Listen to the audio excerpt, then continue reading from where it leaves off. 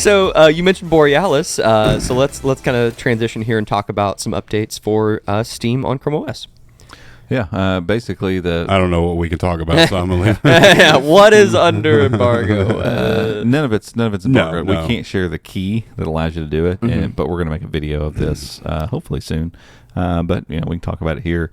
I'm still in the middle of testing it. Even like we just found this out a little bit before we started the Chromecast, so I'm in the process of installing it and installing some games to see how things work. But we've only been able to test Borealis so far on 11th-gen devices. We have a token for Bria, our 12th-gen devices. So the one I had in my hands at the time, I'm working on finishing up the review time with the HP Dragonfly, but it needs to be in developer mode. So I'm like, I don't really want to go to developer mode with a couple days left in the review period. Right. Ooh, So it has to be in developer mode?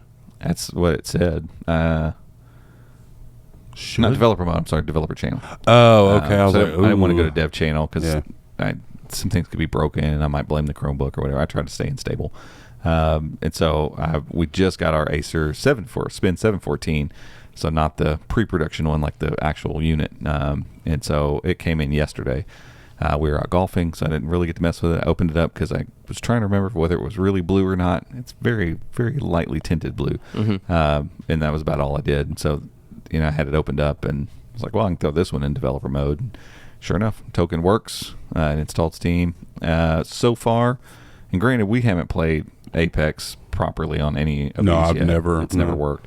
I had it in my library when I reinstalled on the CX9, but I don't think I ever actually tried playing it. I could never get it to load even before, so this is like Probably because it of loads the Vulkan stuff. Yeah, and the Vulkan shaders finally loaded. It worked, but I launched it without Vulkan shaders too, and it was just way too janky to play.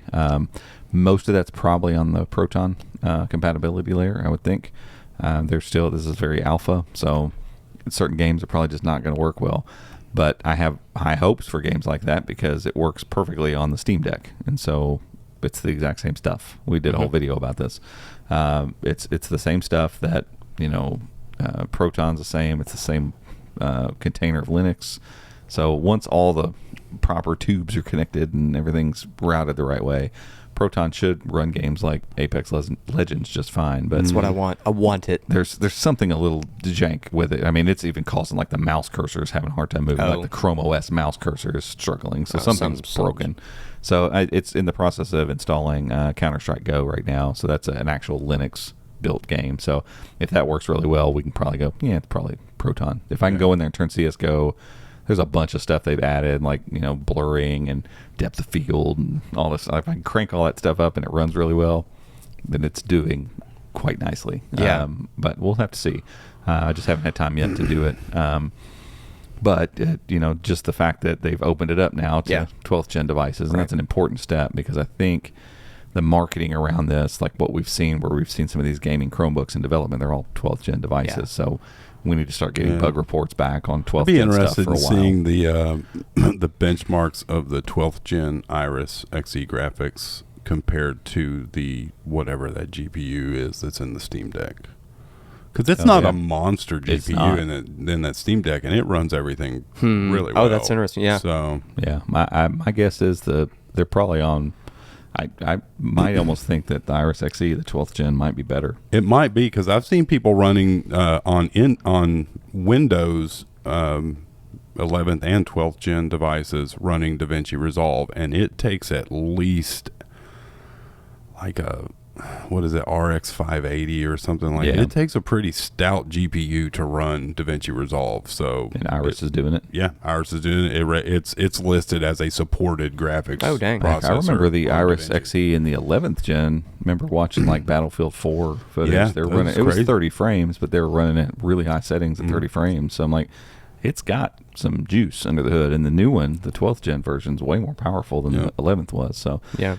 Again, once it's all routed properly, and that could be the thing too, like with 12th gen devices, there's a lot of different stuff going on. So now all the stuff that worked on the 11th gen devices that they've been working out, they're kind of starting fresh again with there's going to be a lot of bugs and problems with this. So it's going to be interesting to see how CSGO runs when we get done with this. And if I can crank the settings up and we know, hey, the container's good, maybe Proton now we got to get Proton lined out for 12th gen Intel devices. Okay, cool. The But Day of Defeat ran like butter. I haven't played in so long; it felt horrible, got but destroyed. it ran really, really Yeah. well. So Yeah, and obviously we still have to do a lot of testing on this. Like Yeah. as Robbie said, he was setting this up right before we started rolling.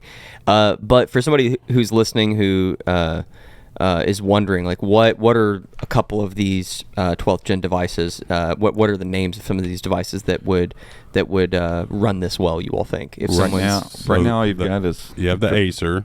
Yeah, so the Acer Spin 714 is available. The ThinkPad, the only ThinkPad right now that's available is the i3. So it's no not, bueno. but the Asus, it's on. Is that the i5? No, it's an i3 It's also. i3 as well.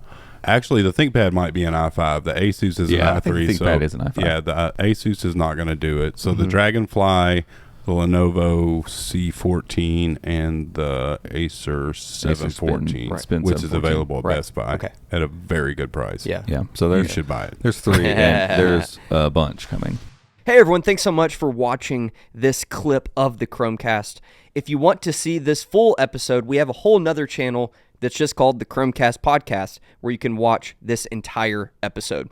But thanks so much for watching, and if you like this, give us a thumbs up, go down there, click subscribe, and make sure to click the little bell icon right next to that so you'll get notified when we put out future clips of the Chromecast. We appreciate you watching. See ya.